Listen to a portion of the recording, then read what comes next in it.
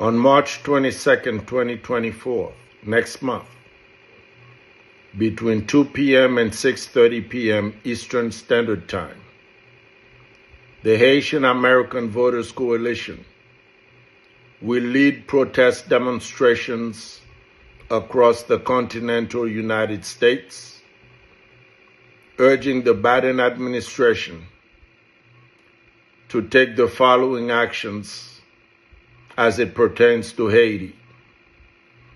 1. Remove your despot Ariel Henry from power in Haiti.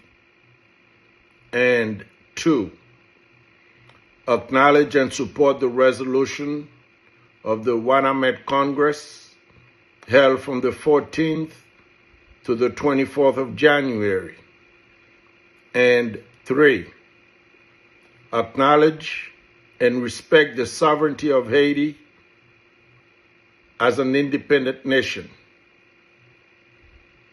As we Haitian American voters will withhold our support from any Democratic candidate in the upcoming presidential and congressional elections until all of our demands are addressed.